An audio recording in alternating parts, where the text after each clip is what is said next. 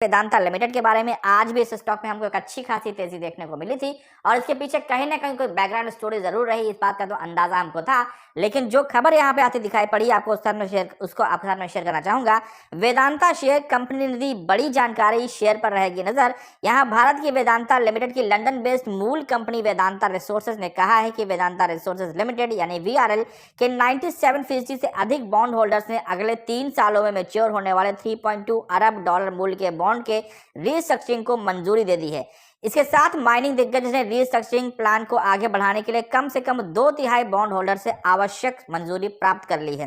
Report के अनुसार Vedanta resources का कहना है कि बॉन्ड होल्डर्स के 4 समूह ने सहमति आग्रह यानी कि कंसेंट सॉलिसिटेशन के संबंध में एक प्रस्ताव को मंजूरी देने के लिए मतदान किया और कहा गया है कि सभी समूहों ने कम से कम 97% मंजूरी के साथ पक्ष में मतदान किया है। बॉन्ड होल्डर्स के पास $3.2 अरब के बकाया बॉन्ड पर रीपेमेंट की तारीखें बढ़ाने की योजना पर शीघ्र सहमति देने के लिए 2 जनवरी तक का समय मांगा था। बॉन्ड की 4 सीरीज में से प्रत्येक के संबंध में बैठकें 4 जनवरी को आयोजित की जाएंगी, जिसके बाद कंपनी बॉन्ड की प्रत्येक सीरीज के संबंध में असाधारण प्रस्ताव पारित करने और अमेंडेंट डॉक्यूमेंट और सप्लीमेंट ट्रस्ट डीड के एग्जीक्यूशन के बारे में एक घोषणा करेगी। 14 दिसंबर को वेदांता ग्रुप की होल्डिंग कंपनी ने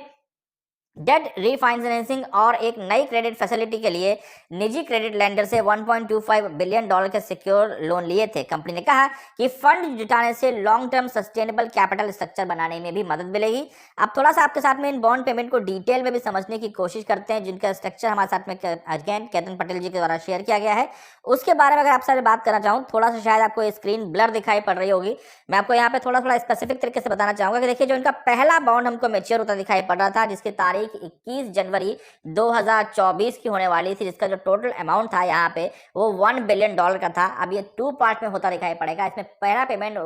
$470 मिलियन का है, जो इसको अभी करना है। माफ कीजिएगा, $530 मिलियन का जो पहला पेमेंट होगा, और जो नेक्स्ट पेमेंट होगा ये इनके लिए रिमेनिंग $470 मिलियन का होगा, जो कि इनको आने वाले समय में 21 जनवरी 2027 के लिए रीस्ट्रक्चर यानी कि आगे पोस्टपोन कर दिया गया है। इनका दूसरा जो पेमेंट था वो 9 अगस्त 2024 का था, जो कि आपको $951 मिलियन का था, जिसमें से इन्हें फिलहाल में यहाँ पे सिर्फ $57 मिलियन का पेमेंट करना है, और जो रिमेनिंग अमाउंट है वो आपको आने वाले 3 सालों के लिए यानी कि 2027 में $298 मिलियन,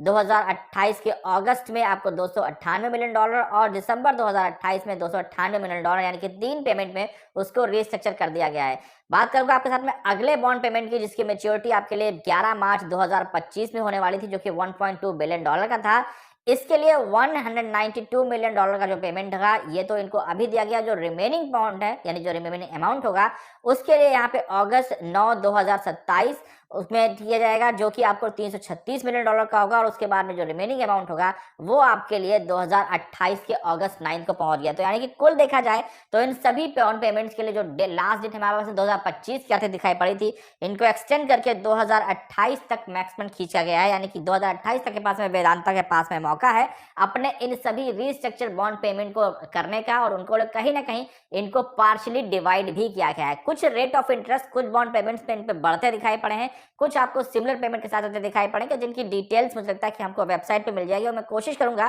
कि उनके लिए आपके साथ में PDF को या तो इसी वीडियो में या फिर किसी नेक्स्ट वीडियो में आपके साथ में शेयर कर दूंगा, जो कि आप डिस्क्रिप्शन बॉक्स से उठा सकते हैं और उसकी डिटेल्स को निकालने का प्रयास कर सकते हैं। लेकिन एज ऑफ नाउ अगर यहाँ पे देखा जाए तो वेदांता के लिए इस प्रकार के बॉन्ड पेमेंट को रीस्ट्रक्चर करना बेहद फायदेमंद खबर है। इसके बारे में हम ऑलरेडी लगातार चर्चा भी करते आ रहे हैं। हालांकि इसके ऊपर अगर देखा जाए तो कुछ क्रेडिट एजेंसी ने इसको बहुत ज्यादा पॉजिटिव नहीं माना, और ये कहीं ना कहीं इस बात को प्रूव भी करता है कि वेदांता के पास में अवेलेबल फंड्स की कमी होने की वजह से रीस्ट्रक्चर के इस प्लान को मार्केट में लेने का प्लान कर रहा है। देखिए, ये बात जगजाहिर है कि वेदांता के पास में इस समय सफिशिएंट फंड्स नहीं है, और इसीलिए मार्केट के अंदर वो यहाँ पे स्ट्रगल करता भी दिखाई पड़ रहा है। और इन्हीं फंड्स की अवेलेबिलिटी को ना देखते हुए वेदांता की तरफ से इस रीस्ट्रक्चरिंग को अपने बॉन्ड होल्डर्स को ऑफर किया गया था। लेकिन यहाँ पे बड़ी बात यह है, और इंपॉर्टेंट फैक्टर यहाँ पे आता है कि जो बॉन्ड होल्डर्स थे उनकी तरफ से इस पर अप्रूवल भी मिलता दिखाई पड़ा है, और इस अप्रूवल का मतलब है कि कहीं ना कहीं आने वाले समय में बॉन्ड होल्डर्स को भी वेदांता के अंदर वो पोटेंशियल जनरेट होते दिखाई पड़ते हैं, जो वेदांता अपने इन पेमेंट्स को आसानी से आने वाले समय में करता दिखाई पड़ेगा। जाएगा। प्लस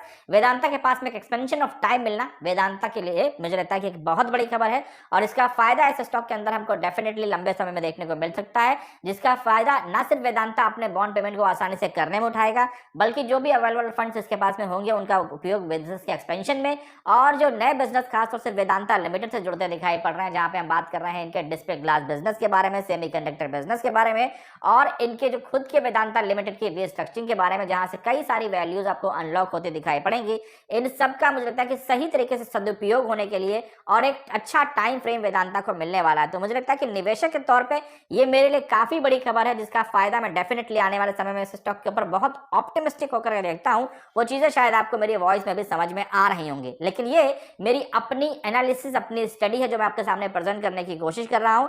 ये किसी प्रकार से रिकमेंडेशन नहीं है, मैं सही या गलत कुछ भी हो सकता हूं, ये एक अलग मैटर है, लेकिन जो मेरी ओपिनियन है मैं उसको आपके साथ में शेयर करने का प्रयास कर रहा हूं। वेदांता के ऊपर एक बेहद बड़ी खबर है जिसको आपके साथ में डिस्कस किया जा रहा है और इसका सौजन्य ना सिर्फ मुझे बल्कि मेरे साथ में कई सारे ग्रुप मेंबर्स और कई सारे सब्सक्राइबर्स हो जाता है, जिनकी वजह से मैं आपके साथ में स्टॉक के ऊपर लगातार कुछ लेटेस्ट अपडेट्स को शेयर कर पाता हूं। तो फिलहाल इस वीडियो को यहाँ पे एंड करूंगा, लेकिन इस चीज को मेंशन करना बिल्कुल नहीं भूलूंगा कि वीडियो में दी गई किसी भी इंफॉर्मेशन का उपयोग आपको मार्केट के अंदर फॉलो करने के लिए नहीं करना है, ना ही इस वीडियो को आपके साथ में किसी भी प्रकार के रिकमेंडेशन के बेस पे लाया गया है। आप चीजों को समझिए, जानिए, उनको वेरीफाई करने का प्रयास कीजिए, अपने फाइनेंशियल एडवाइजर से डिस्कस कीजिए, खुद से एनालाइज कीजिए, खुद से स्टडी कंप्लीट कीजिए और अपनी रिस्पॉन्सिबिलिटी के आधार पर जो आपको सही लगे सिर्फ उसी चीज को मार्केट के अंदर फॉलो करें। Thank you so much, have a nice day.